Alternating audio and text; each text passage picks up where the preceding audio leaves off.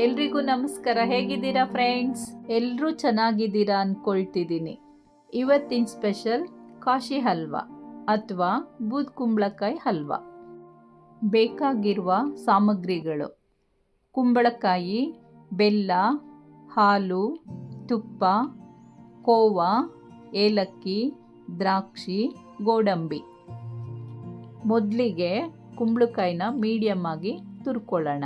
ತುಂಬ ದಪ್ಪವಾಗಿ ತುರ್ಕೊಂಡ್ರೂ ಪೀಸ್ ಸಿಗತ್ತೆ ಹಲ್ವದಲ್ಲಿ, ಅಥವಾ ತುಂಬ ಚಿಕ್ಕದಾಗಿ ತುರ್ಕೊಂಡ್ರೂ ಕೀರ್ ಥರ ಆಗುತ್ತೆ. ಹಾಗಾಗಿ ಮೀಡಿಯಮ್ ಆಗಿ ತುರ್ಕೊಬೇಕು. ಕುಂಬಳಕಾಯಲ್ಲಿ ವಾಟರ್ ಕಂಟೆಂಟು 96% ಇರುತ್ತೆ. ಹಾಗಾಗಿ ಕುಂಬಳಕಾಯಿ ತುರಿನ ಚೆನ್ನಾಗಿ ಹಿಂಡ್ಕೊಬೇಕು. ಈಗ ಹಿಂಡ್ಕೊಂಡು ನೀರು ತುರಿ ಸಪ್ರೇಟಾಗಿದೆ. ಹಿಂಡ್ಕೊಂಡು ಬಂದಿರುವಂಥ ನೀರನ್ನು ವೇಸ್ಟ್ ಮಾಡಬೇಡಿ. ಈ ನೀರಿಗೇ 1 ಪಿಂಚ್ ಸಾಲ್ಟು, 1 ಪಿಂಚು ಪೆಪ್ಪರ್ ಪುಡಿ ಹಾಕ್ಕೊಂಡು ಕುಡಿಬಹುದು.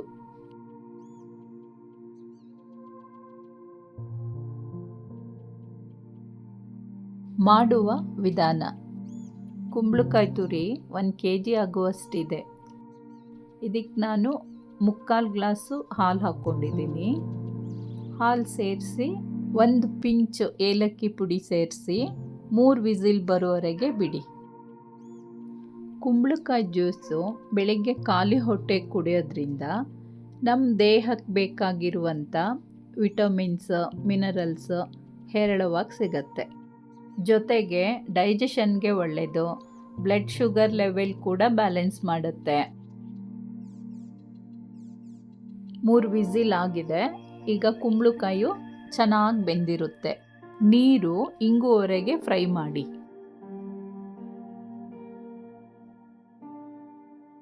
ಹಾಗೆ ಈಗಲೇ ಬೆಲ್ಲ ಹಾಕ್ಕೊಬೇಕು, ಯಾಕಂದರೆ ಬೆಲ್ಲದ ಗಂಟು ಉಳಿಬಾರ್ದು, ಚೆನ್ನಾಗಿ ಕರಗಬೇಕು.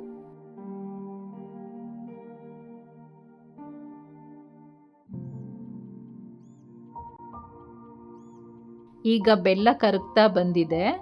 ನಾನಿಲ್ಲಿ 1 ಪಿಂಚ್ ಸಾಲ್ಟ್ ಹಾಕಿದ್ದೀನಿ. ಅದೇನು ಅವಶ್ಯಕತೆ ಇಲ್ಲ, ನೀವು ಬೇಕಾದರೆ ಹಾಕ್ಕೊಬೋದು, ಇಲ್ಲಾಂದರೆ ಬೇಡ.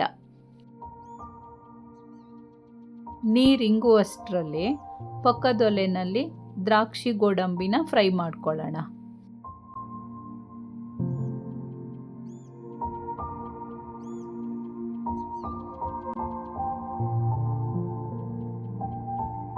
ನೀರಿಂಗಿದೆ, ಬೆಲ್ಲನೂ ಕರಗಿದೆ. ಈಗ 50 ಗ್ರಾಮ್ ಕೋವಾ ಹಾಕಿ ತಿರುಗಿಸ್ಕೊಡೋಣ.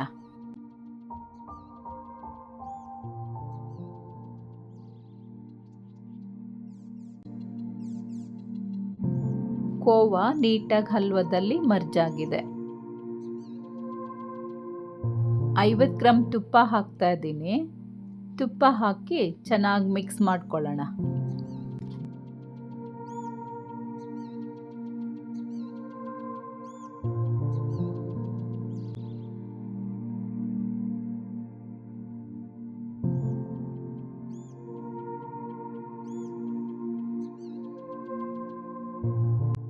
ಈಗ ಅರ್ಧ ಸ್ಪೂನ್ ಏಲಕ್ಕಿ ಪುಡಿ ಹಾಕಿ ದ್ರಾಕ್ಷಿ ಗೋಡಂಬಿ ಹಾಕೋಣ.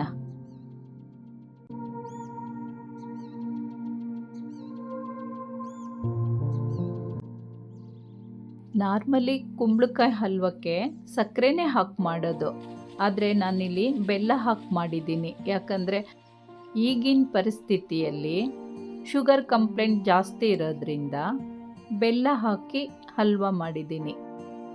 ಬೆಲ್ಲನೂ ಒಳ್ಳೆ ಟೇಸ್ಟ್ ಕೊಡುತ್ತೆ, ಹಾಗಾಗಿ ಬೆಲ್ಲ ಹಾಕಿಯೇ ಟ್ರೈ ಮಾಡಿ. ಈಗ ಕಾಶಿ ಹಲ್ವಾ ರೆಡಿ.